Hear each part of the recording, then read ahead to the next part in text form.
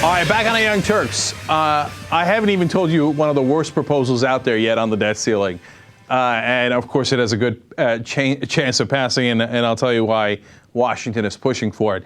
But first, my favorite story of the day has the headline, GOP stumbles over surprise Dem debt limit offer.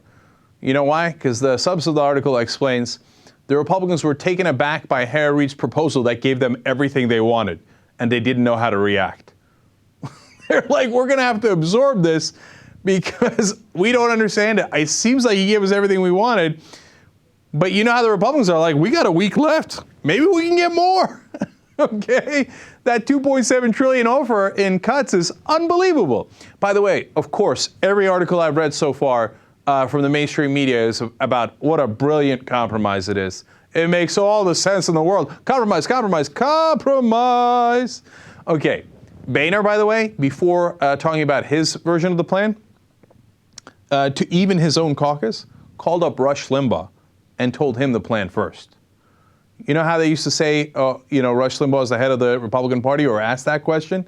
Well, that question has been answered. He definitely is the head of the Republican Party, because the guy representing the Republicans calls him like he's his boss and says, is it okay, Rush? And Rush says, well, now that you've called me and kissed my ring, and I'm being polite, go ahead and proceed with that plan. And then he goes on air and says it's okay. If he doesn't get Rush's approval, well, Rush will roar, and then the House Republicans will turn on Boehner, and they will attack him, and he can't get the plan through. There's no question. Rush Limbaugh, head of the Republican Party, along with Roger Ailes, obviously. Okay, now here comes a disastrous proposal. So one of the Republican proposals, which the Democrats are taking very seriously, is this thing called a super committee. So what they would do is they would pass some sort of temporary measure here to raise the debt ceiling, and they would do a lot of spending cuts, but they would say, hey, we can do more spending cuts later through this committee of 12 people. 3 Republicans from the House, 3 Democrats from the House, 3 Democrats and Republicans from the Senate as well. So it doesn't matter what you people voted for, whether you voted for Republicans to win in the House or Democrats to win in the Senate, it all gets evened out. It's just 12 people, and they get to make the decisions. And they will come with a new package later, and that package cannot be amended. It must have an up or down vote. That gives that super committee super power, unprecedented power. It's, in my opinion, totally unconstitutional. And why are they doing this? Why did the Republicans offer this? Well, the Republicans offered because they know all they need is one Lieberman, one Mark Warner, one Kent Conrad. Because, by the way, here's the other trick of it, which is very important. They only need a majority.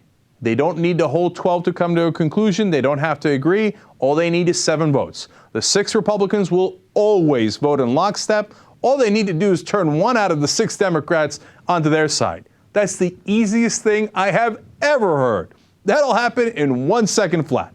And by the way, the leadership gets to pick who's on the super committee. So since the Republican leadership is super right-wing, they'll pick only right-wingers. And since the Democratic leadership is super weak, they'll only pick super weak Democrats. And it doesn't matter. They could put Bernie Sanders on there. It wouldn't matter because they don't need his vote. All they need is 1 Democratic vote. That super committee idea is a way for Republicans to win on everything. But the thing is, again, the Democrats are open to the idea because they actually don't mind the Republicans winning on everything. They actually want tax cuts for the rich, too. And apparently, a lot of them want, including the president, want Social Security and Medicare cuts. So this is a way to go, oh, what could we do? We were above partisanship. We did a bipartisan super committee. And they came back with these proposals. We have to give them an up or down vote. And if we don't, next time around, the debt ceiling won't get raised. Well, what can you do? We had to do it. We had no choice. It's a way to trick you, and it's a way to rob you.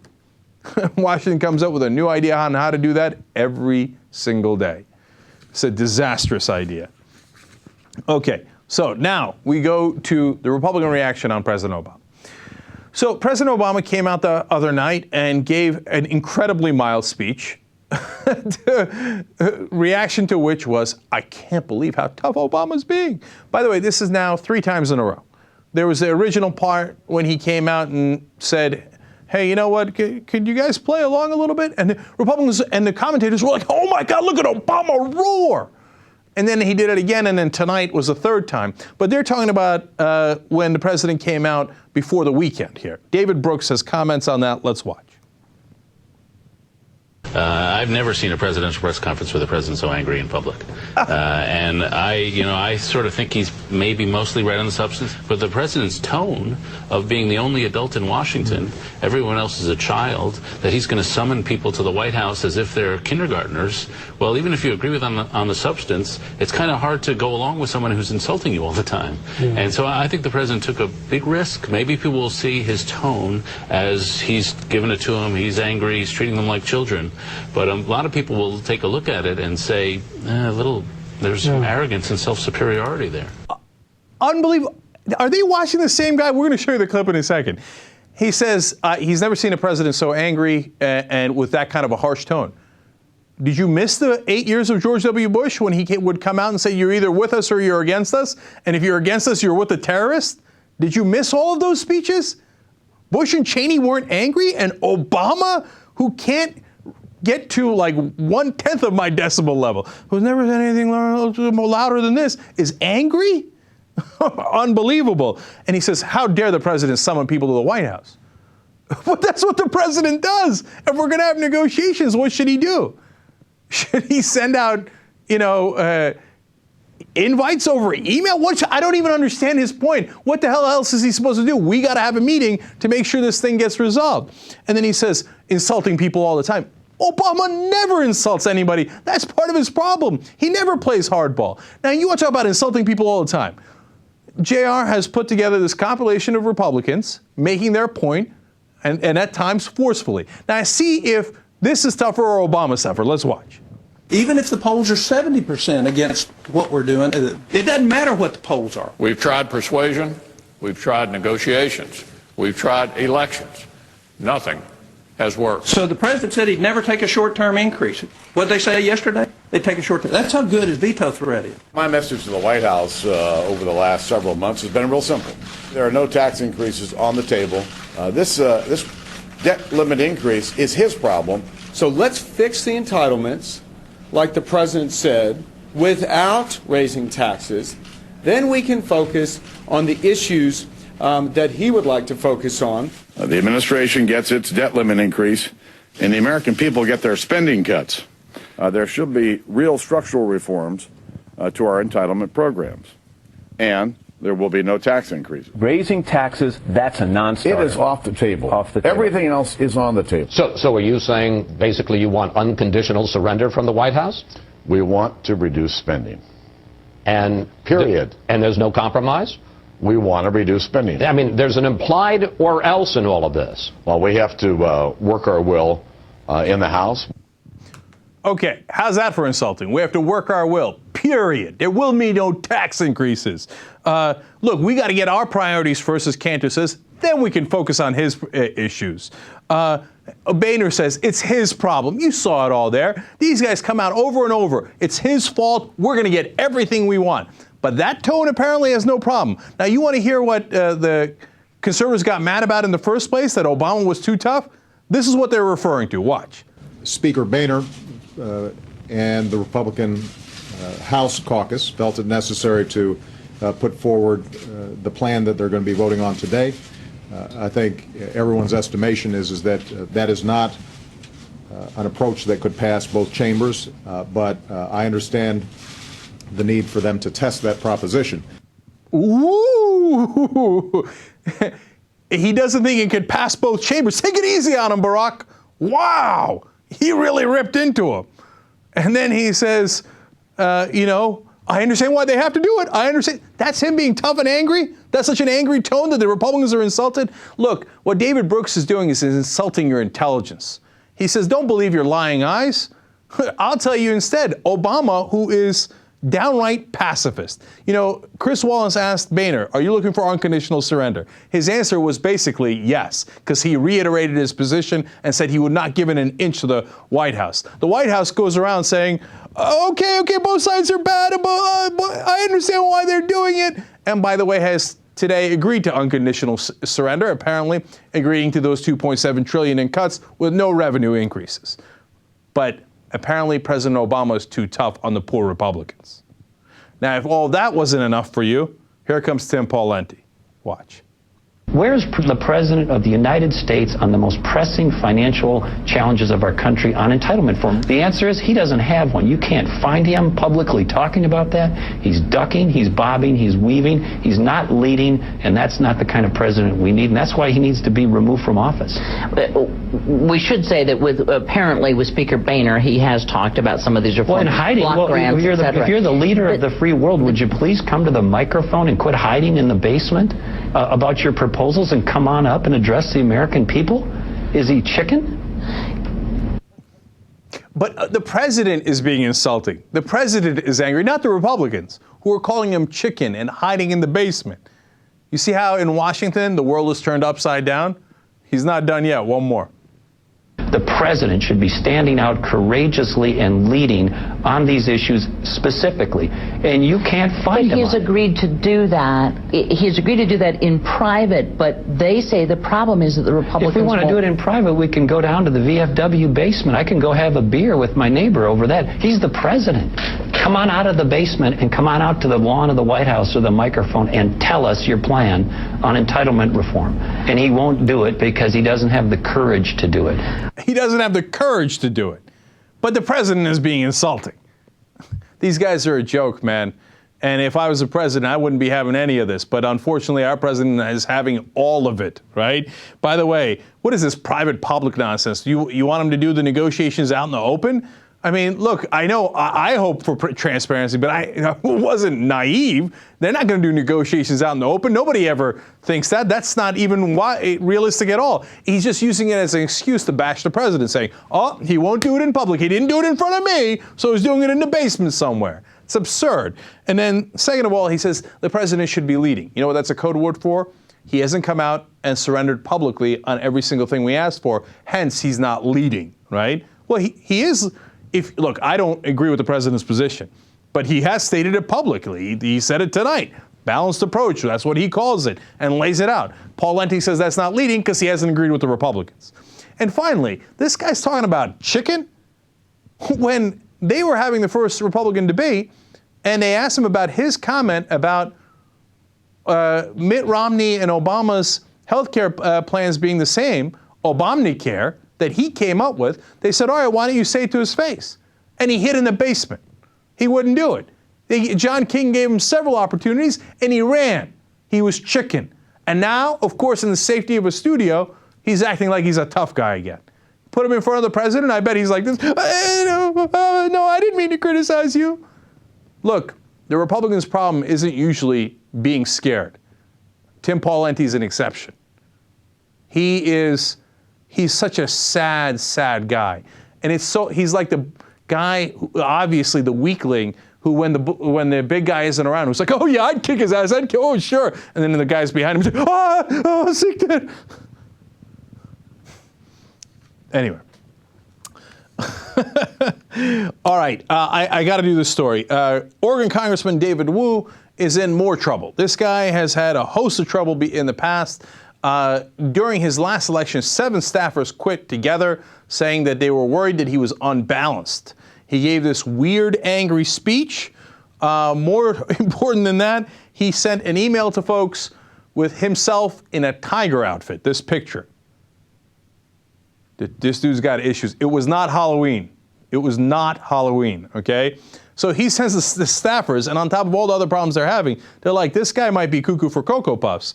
And so they leave, but he gets beyond it. He gets reelected anyway. Now, this issue's come up for him over and over, and he keeps on winning. It's amazing in that sense. And what happened now? Unfortunately, we have yet another problem. An 18-year-old girl has called in, and the Oregonian is reporting that Congressman Wu made unwanted sexual advances on her. But it gets worse. She is the daughter of one of his high school friends and top contributors. Look, making unwanted sexual advances on an 18-year-old is grotesque when you're 56 years old and a congressman. It's hard to get worse than that. But when you do it to one of your best friend's daughters, I mean, your tiger outfit even ceases to be funny. That's really despicable, man. So right now, Nancy Pelosi is trying to get him to step down. He's in talks with her. Come on, dude, what are you in talks with? You're in a tiger outfit and you're molesting 18-year-olds. Now, he says that it was consensual. But why would that girl make it up? That doesn't make any sense. I suppose anything is possible. I'm not convicting him in a court. But when you look at the facts, she was so scared to come out in the first place. And she said, look, I was worried that it would be he said, she said. I didn't have any other witnesses because he did it when we were alone. But there's no reason she'd throw him under the bus. And the guy's unbalanced to begin with. And he says, oh, by the way, yeah, look, I've had some issues since I broke up with my wife. I've been having mental health counseling. Dude, I got it. You've got issues. You got to go take care of that. But you got to go take care of it on your own time. We can't have a congressman running around in tiger outfits molesting teenagers. It's crazy. You got to go. Okay? By the way, unfortunately, he looks a little like my dentist. So, and I've seen this picture before, and I saw my dentist over the weekend. So when I saw him, unfortunately, I was picturing this. Like, he's like, okay, we got to fill up your cavities. I'm like, oh, boy. So, anyway, that's just 100% random. Okay, one last story in this segment, and then obviously we had the press conference today. We're going to go a little overtime to tell you about the Norwegian killer, because that's an amazing, amazing story. The NFL lockout is finally over. That is, I think, the most important news of the day. Thank God at least something got resolved, and apparently they were 10 times more reasonable than the politicians in Washington because they had to make a deal, and they made a deal. Look, the previous deal was that they would split the money that came into the NFL 50-50 among the players and the owners. Well, the owners thought that that was unreasonable, that they needed a bigger percentage because they were owners. I don't know if you're going to be shocked by this, but I actually mainly agree with the owners. Look, they own the team. They take a certain degree of risk. These days in the NFL, it's not very much risk, but you know they pay a lot of money to get that team, so it's in proportion to the risk that they're taking, etc. So whereas the players just simply make the money, there is no risk involved. Obviously, NFL is a tough sport, and you got, it's very physical, and you can get hurt, etc. I understand all that, and I'm not saying the players shouldn't get a lot; they should get a ton. But to me, if the owners argued for 60%, I wouldn't find that unreasonable. Well, as it is, they settled for owners getting 53% and the players getting 47%. Look, you know what this is? This is a compromise, okay? President Obama, this is how you do a compromise. If the President Obama was the owners, all of a sudden the players would have 100% and the owners would be like, why do we own these teams? Okay, so, and look, the owners wanted more. They wanted 55 or 60. They didn't get it. They got 3% extra. The players got 3% taken away from them. But hey, they compromised. And here's some other parts of the deal. The per club cap, salary cap is going to be $120 million in salaries and bonuses in 2011. And then they're going to rein in spending on first-round draft picks. And then finally, we're going to have unrestricted free agency for most players after 4 seasons.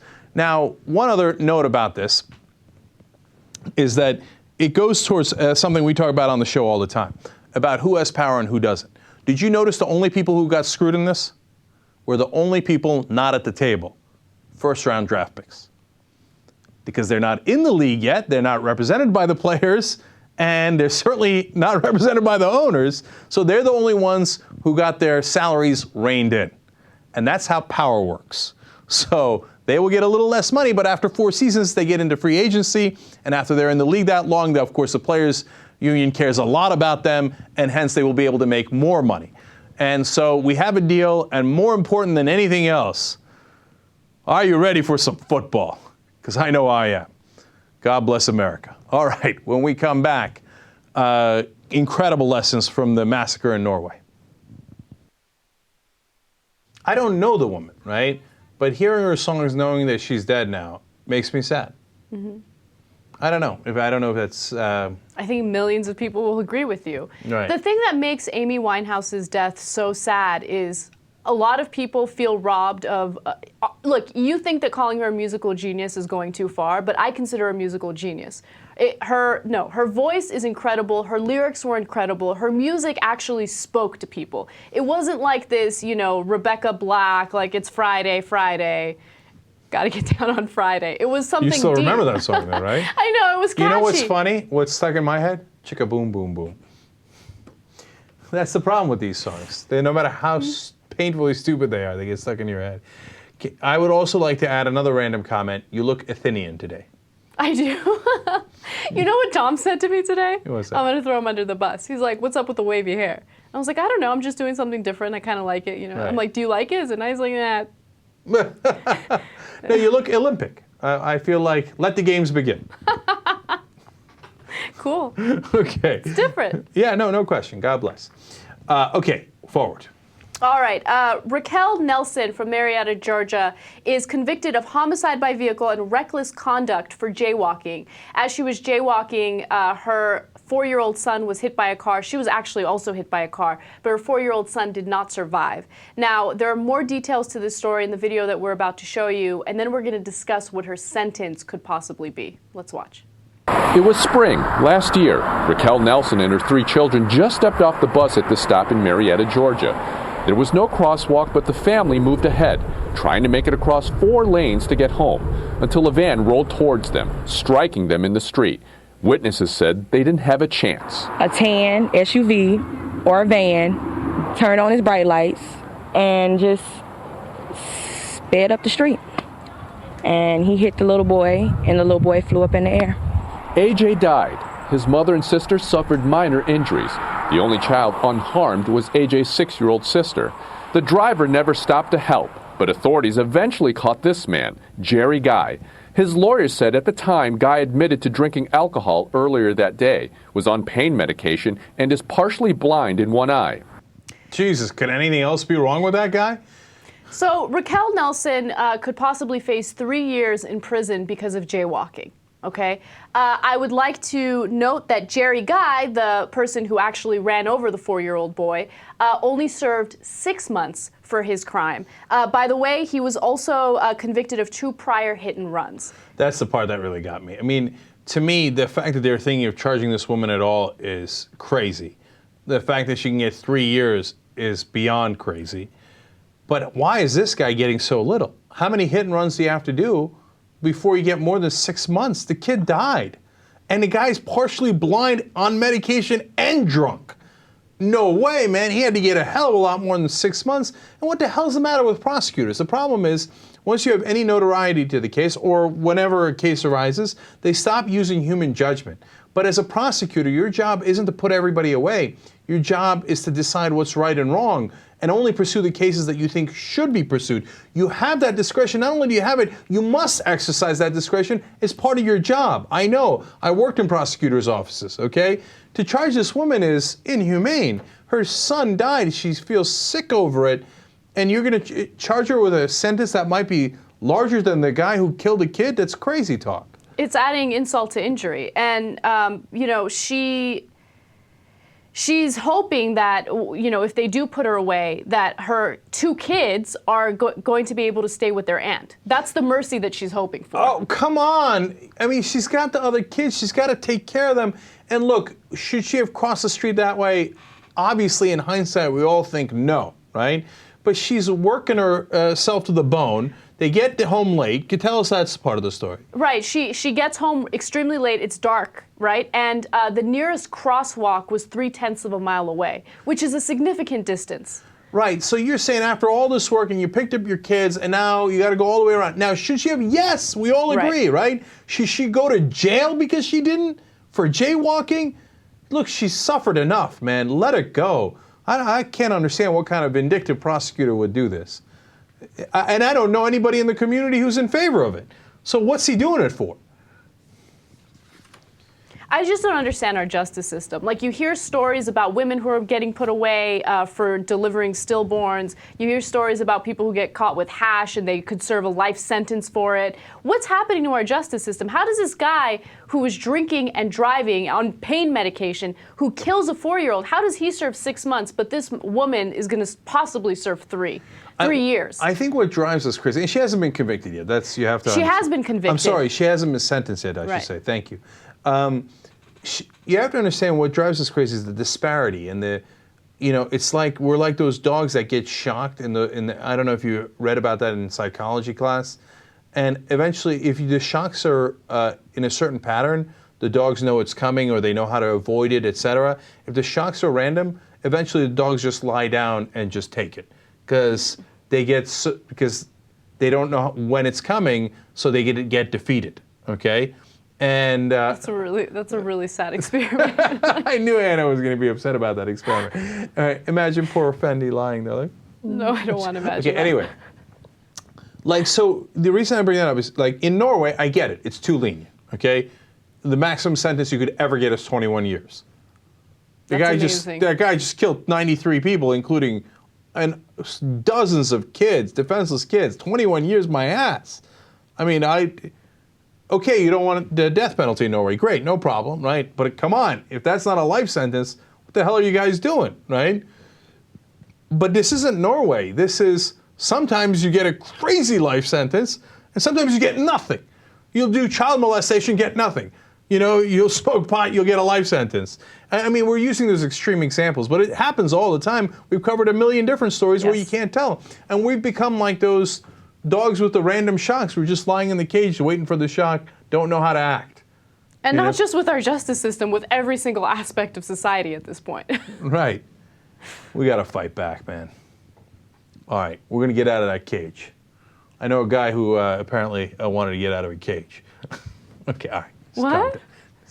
Reference to the nonsense. Okay. Anyway, yes. Nearly 1 million teens drop out of school each year, and NPR is doing an interesting look into the reasons why and the impact it has on society. So I have a little snippet of an NPR video, and then I'm going to give you some statistics that will blow your mind. They're more likely to abuse drugs and alcohol, live in poverty, go to jail, or never hold a permanent job. The unemployment rate for dropouts is nearly twice the rate for the rest of the workforce. The costs to society are staggering in lost wages, taxable income, healthcare, welfare, and incarceration. We spend at least $319 billion a year on dropouts. That's an incredible number. Now, just to give you an idea of how many people drop out, the highest number of people who drop out are Latinos. Okay, 41% of Latino women or Latina girls who drop out of school do so because they become pregnant. So that goes back to the whole conversation that we had about accessible contraception. Okay, they need access to it. The unemployment rate for people without a high school diploma is nearly twice that of the general population. If you don't have a high school diploma, you are much more likely to not find a job. Over a lifetime, a high school dropout will earn $200,000 less than a high school graduate and almost $1 million less than a college graduate. So now looking at the amount of money that high school dropouts make, only 7% of dropouts 25 and older have ever made more than $40,000 a year. Stop and think about that for a second. If you drop out, there's a 93% chance that you're going to make less than $40,000 your whole life. End of this. That's the end of the conversation. You can't drop out. That's crazy. Now, here's the thing. As I look at this, I got to blame the parents, okay? And, you know, you can get mad about that, et cetera, and there's different situations, yada, yada, yada. I understand that. And, you know, families that are at lower income, do they have more dropouts because some of the kids sometimes have to start working early? I know all that. Of course that's true, right? But overall, if I'm a parent, knowing these, even if you don't know these statistics, you have a sense of it, right? There's no way I let my kid drop out. I mean, it'd have to be some sort of like uncontrollable kid, and what can you do? As Ben says, sometimes you just get a bad seed. Okay, but unless it's that, it's no way. Oh, well, you know, I couldn't. No, I don't, there's no excuse. I'm sorry, there just isn't. I know you're working 2 jobs, I love you, I know it's hard, but you got to keep the kid in school, otherwise he's never going to make about $40,000. He's going to have no chance, no opportunity. You can't do that to the kid. I understand what you're saying, Cenk, and honestly, parenting is a huge factor, okay? Parenting is a huge factor, the effectiveness of the teacher, that's another huge factor, but placing all the blame on parents is completely unfair. Okay, because not all families are resilient. A lot of families have to deal with a lot of crap throughout their lives. Okay, look at all the working families that have to deal with all the BS that's going on in our political system that's working against them. I know, okay? no excuse. No, I'm not. Okay, you can call it as unfair as you like, and probably a lot of people will disagree with me. If you are a single parent, okay, who was a high school dropout yourself, right, and you're trying to make ends meet for your kids. So you're going to condemn your kid to being in the same exact situation as you are? No, you don't condemn your kid to being in the same exact situation. If you are working several jobs just to make ends meet, just so you could put food on the table, how are you going to chase around your child making sure that they're going to school every single day? No, you set that expectation, and there is no ands, ifs, or buts about it. Look, here's the thing. I'm not saying it's easy, and if it was up to me, I'm a lib, man, I would help those people in 100 different ways to give them a fair chance. Not a handout, but to say, hey, look, if you do the right things, here are the opportunities we'll open up for you, right? But at the same time, somebody at some point has to take personal responsibility and say, I am not letting my kid drop out no matter how hard it is. I'm not saying it isn't hard. And by the way, also recognize that, you know, there are a lot of folks who are not working hard and who don't give a damn and whose kids drop out, okay? There's that percentage of the population as well. And look, and the numbers are stunning. The number, when you break it down by race, it gets even more controversial, okay?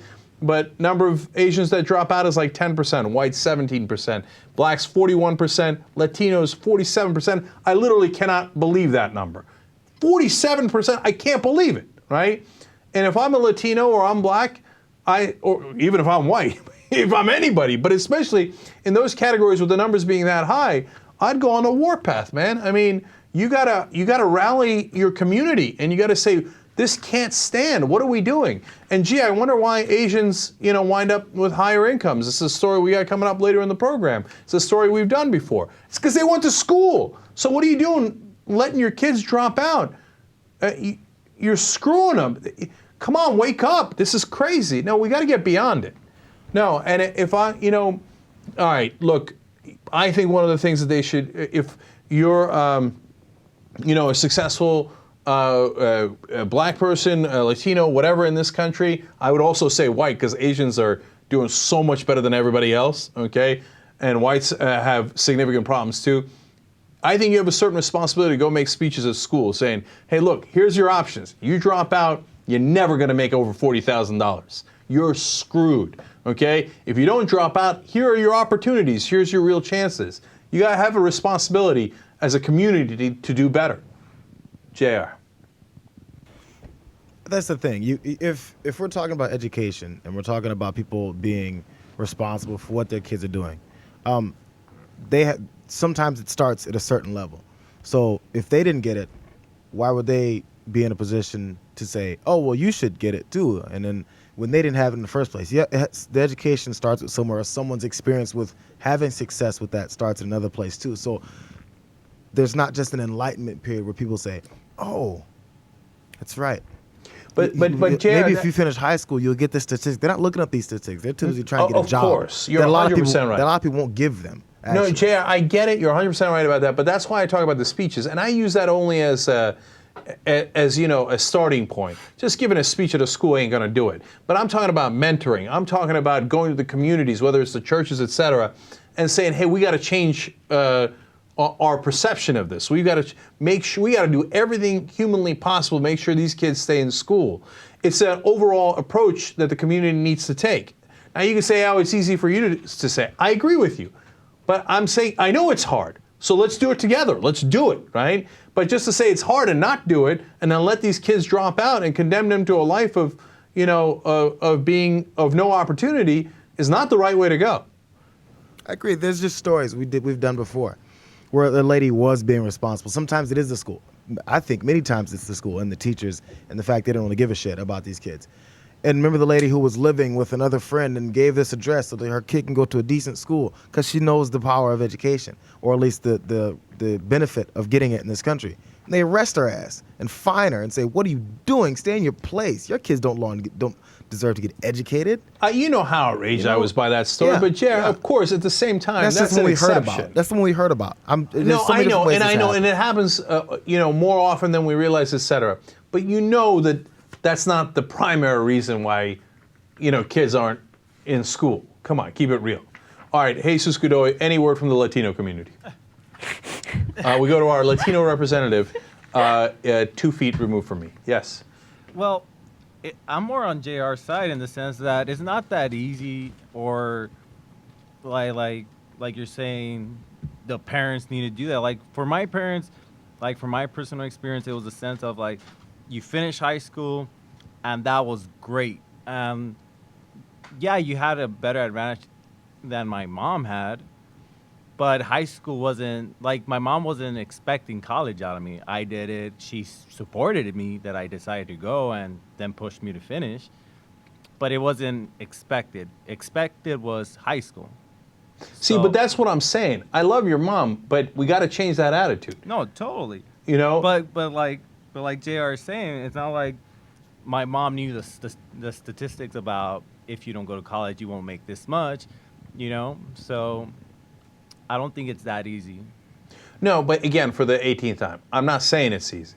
I'm saying I know how hard it is, but let's try to get beyond it. Let's try to do it. Agreed. I mean, like, you know, for your kids, Jesus, if you have kids, you're going to expect college, right? Yeah, totally. Yeah, and there's no way you let them drop out of high school. Like, my mom, sometimes she'd tell me just take a short vocational course after high school so you won't get tired of school, you know? So sometimes, you know, my mom didn't finish junior high, so she's like, oh, I don't want him to miss an opportunity because he's already a citizen, he was born here, he already has so much more than I did.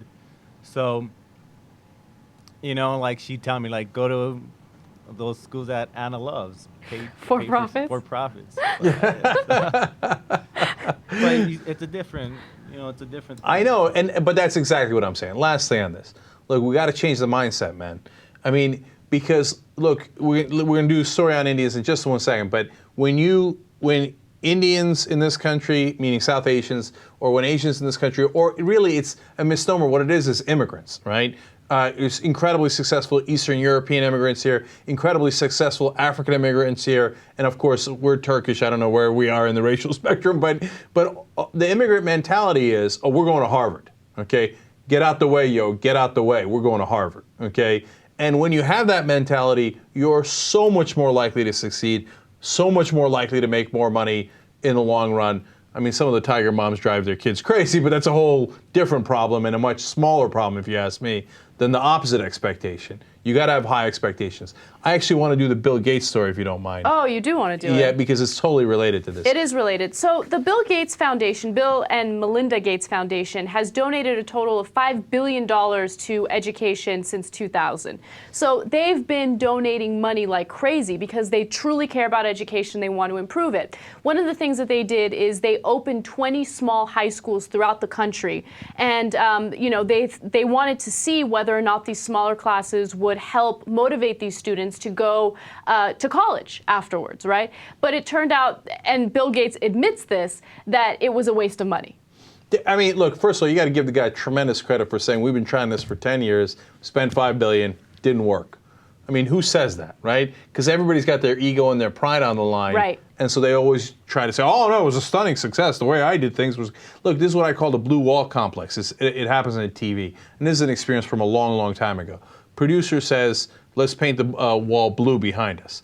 Every time you get good ratings, she says, oh, it's because of the blue wall. Frickin', what the hell does it have to do with the blue wall? Nothing, right? But she's got to take credit for it, right? But Bill Gates doesn't have the blue wall complex. He's like, dude, I'm Bill Gates. I don't need any more ego.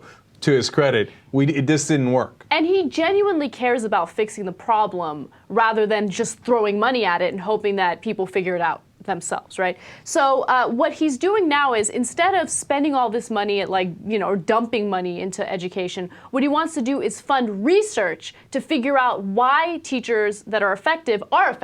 What are they doing? What's different about their teaching style? You know, he made a great point about how you can't really define what a good teacher is right now.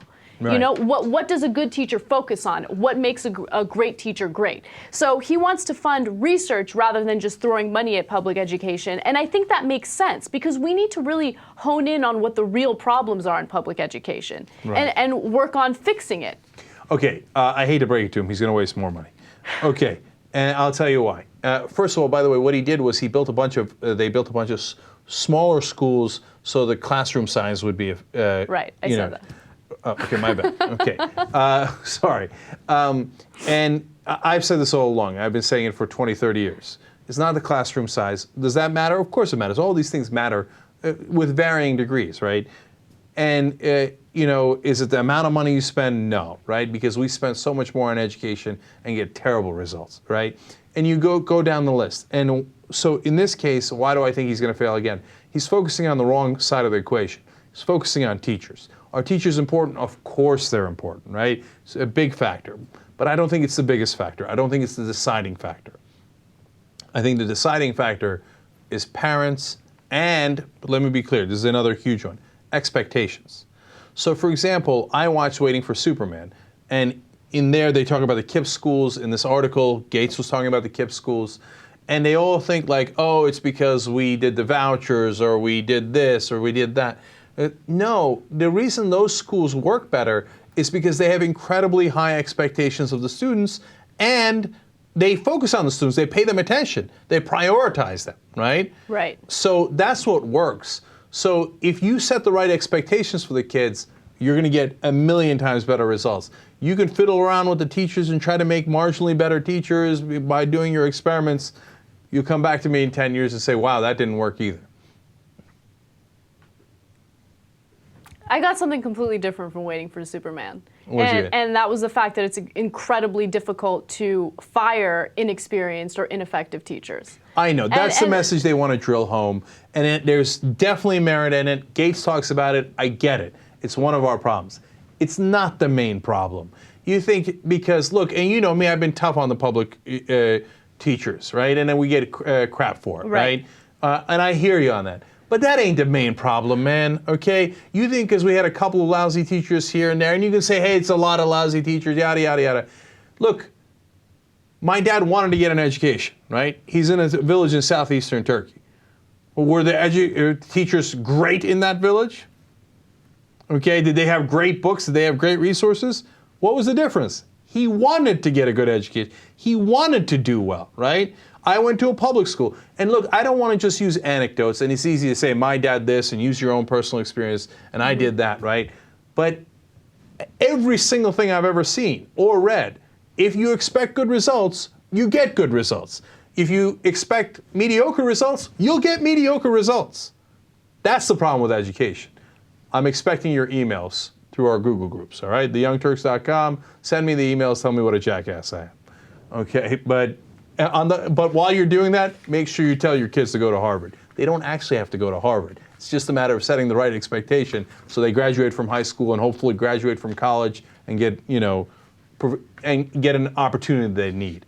All right, I know we're out of time, but we're going to keep on going because the India story is a perfect next lead-in.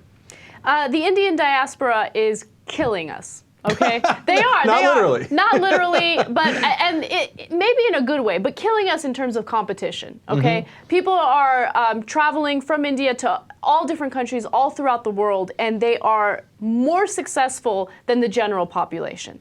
That is true in almost all of the countries that they're in. Yes. And it's certainly true here in the United States. It is. So I'm going to give you a couple examples.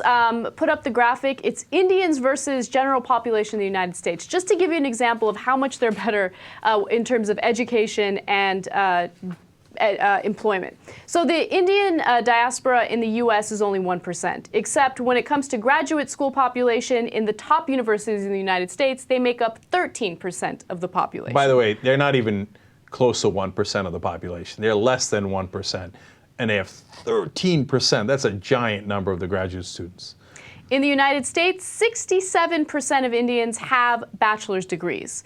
Now compare that to 28% of the general population in the United States. Beating you with a whooping stick. The average household income for Indians is $90,000, whereas the average household income for the general population in the U.S. is $50,000. That is a giant, giant difference. Supposed to do, you take them out of the office and hit them with a stick a couple times. They will do. Okay. Now, look, we're giving you those numbers, one, because they're true, and it's a news story.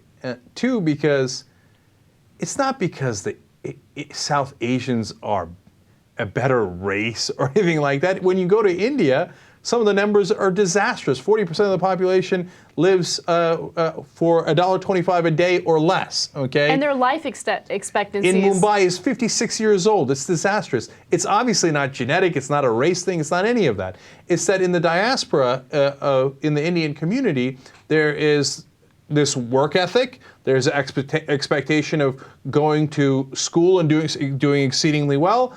And then what they have actually above even other Asians is they're more willing to start their own businesses, right? More initiative, et cetera. It's a great combination. It's a great cultural combination that they have going, and that's why they have success. So what I'm saying is the rest of us should all learn from that, right? So if a culture does something right, that's awesome. We should, adapt that and have everybody do it, right? So Asians should be more willing, other Asians should be more willing to start their own businesses, as an example, right? And certainly you should emphasize education more, which Indian communities do. And the list goes on. And you see the proof is in the pudding. 50,000 versus 90,000. As an average, they're nearly doubling the average. That's unbelievable. So there's something to be learned there. And look, it goes to what I say all the time, which some people take to be controversial. Culture matters. And sometimes you have the wrong culture, sometimes you have the right culture. Doesn't mean overall there's no such thing as this whole ethnicity has the wrong culture. But for example, give you an extreme example, in the cultures that say you should do female circumcision. Well, that culture is wrong, right? In that specific instance, right? And when you say, hey, you know what, you should get a really good education, that culture is right. So let's learn from what we do wrong, let's learn from what we do right. And God bless, South Asians kicking ass all over the world. By the way, the latest Young Turk, our chief financial officer, Indian. Okay? Get it. That's why we're about to make more money. If you can't beat him, join him. By the way, that's why half my friends are Indian. Because you want to take advantage of their success? I want to take advantage of it. No, because I went to good schools. And when you go to good schools, you're inundated with Indians and Asians. Oh, you fancy, huh? No, I mean, look, I'm just saying, I'm keeping it real. And I remember, look, I'll keep it even more real. When I was at Penn undergrad, I looked around, and I even did some analysis of this, looking at the admission numbers, right? And it was something like white male Christians were like 4% of the school. Really? Straight white male Christians. Okay. Very specific. Okay, it is, but hey, that's the dominant group in America, or was the dominant group in America. And I looked around and I was like, well, they're done, son. Okay, end of this. The white domination, Christian white domination, is in a world of trouble. Now, Penn is not representative of all the good schools, and Penn happens to be more heavily Jewish than some of the other schools, so that skews the numbers, and hence the Christian thing in there, et cetera, right? So there's a lot of nuance to that. Having said that, you look at any of the good schools, go on any Harvard, and I'm using good schools in a loose way, right? Let's say top schools, right? Go on Harvard's campus, go on Stanford's campus, go on UCLA campus, see if you can find a white Christian. Okay, it'll take you a while. Okay, so I mean, we're talking about Latinos and blacks before. That's why I keep saying, white folks, you don't get it. You're on the list. Okay, you think you're still on top? You ain't on top. Okay, immigrants who are hungry, who are doing the right things, they're not doing the wrong things, they're doing the right things, are climbing up on top because they're pushing and working hard and emphasizing the right things. I'm not saying this to hate on people. I'm saying it like, let's go. We can do it. We can do the right things. We got to rally. And I don't know who we is. I'm just saying using we as in America, you know? Right. You know, the whole country. All right. We're out of time. These are great. What do you want to do? No, okay. Meghan. Let's do the Meghan story. Let's do Meghan. Come on. Okay. All right, so I came across a YouTube video today that's going viral, and it was a video that was made by an unidentified man, okay? And he's trying to win back his ex-girlfriend, Meghan. So I want you guys to watch this video and use it as an example of what not to do when you want to win back your ex-girlfriend. I love the ending of this video. Let's watch.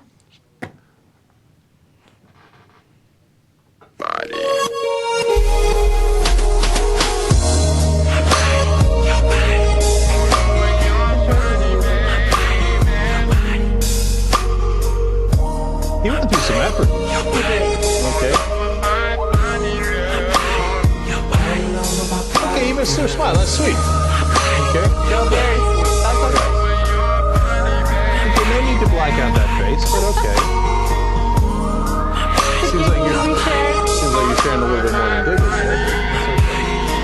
flagging out people's faces. He even misses her dance move. She got some moves right here. My body's feeling for you, baby.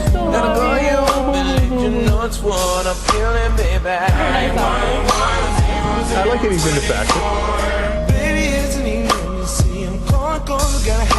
Very sweet. Okay, nothing wrong with that. It's a nice picture to go along with it. It's like a mixtape. All right, what does he miss? It ain't no secret, girl. Your body fits me like a glove. And by the way, also your French one, which was actually even better than you, to be honest with you. Dude, what are you doing? Watch, it gets worse. Don't do a close-up of her thighs. But, no! Don't go there. What are you doing? I love that, man. I love that. This is so wrong in so many awesome ways. Okay? First off, okay, if you say, and most of all, I miss your what? You should say your personality or something. You don't show a big picture of her tits and go, oh, by the way, I mean, yeah, I miss all this other stuff, the giggles and the dance moves and stuff, but boy, your tits, I really miss those. Who thinks that's a winning move? Okay. Second of all, don't do a cheesy video for the whole world where she's going to get made fun of just as much as you are, which is wrong. She didn't have anything to do with it, right? But you're putting her out there for no reason. Totally. The cheesiest song of all time. I'm missing your body, your thighs, your breasts. All right, dude, I got it. And then finally, the biggest mistake is being so schmoopy. You know, that entire video from beginning to end was disastrous. Even when he was being sweet in the beginning, a woman will immediately get turned off by that. I miss our giggles. Your sweet kisses. Like, who gets turned on by that? Who wants you back after that cheesy video? Yeah, look, our job here on the Young Turks is to keep it real. Okay, no matter what, politics, entertainment, it's keeping it real. Okay, now it might work on some people, of course, right? If you left the breasts and the thighs out, you had a better chance. Okay, but more likely it's not going to work. It's going to seem as like overbearing and God, I can't get rid of this guy, right? And now he's doing YouTube videos and embarrassing me in front of the whole country. So it's a dangerous route to go on. You should only go in that route if you think for sure that that's her proclivity, that she's going to respond to that. But I doubt that she's going to respond to, oh, he misses my giggles and my tits. Okay, that would be a surprising win if that turned out that way. You know what? I actually think that was the best part of the whole video, and that gives him the best chance because everything else is so weak sauce that she's disgusted by him. I mean, this video won't work on anyone, not a single person in America. I mean, that only works if she already likes you. But if she rejected you, that does not win her back. And it's, you know, no one likes that weak sauce crap. And in fact, when he says, I miss your body and zooms on our tits, that's the one time when he showed a little bit of strength. Oh, God. No, Steve's not that far off. And I know we seem like bad guys, but I'm telling you, man, it's a matter of percentages. I don't think he's right when he says it won't work on anybody, right? But it'll work on a smaller percentage of people. If he had just done the video on This Is What I Miss, and he just showed sexy shots of her and then showed the cleavage, at least he's coming at it a little stronger. Do you see what I'm saying? No. Okay. By the way, I like how Steve and I have all these theories. We're the guy. Here's the woman sitting here. Not buying it, huh? What's the better route? I would be mortified if my ex-boyfriend, like let's say Ladisa and I break up, right? I would be mortified if he compiled pictures where he zoomed in on my breasts and he made a YouTube video of it. I'd be mortified, okay? Because you know what YouTube is. It's the land of the pervy wankers. Okay, that's what it is. So why would you expose me to that when I don't want to be exposed to that? Especially if I'm, just some, I don't want to say no-name girl. That sounds like I'm putting her down. But I mean like a girl who's not a public figure, someone who probably doesn't want to be in the spotlight like that. Right, who doesn't do a job where you're, in the public. Right. So I hear you on that, but I think that if he does the video and he just shows her looking sexy and then says, yeah, I know we had some rough spots, but I'm coming for you.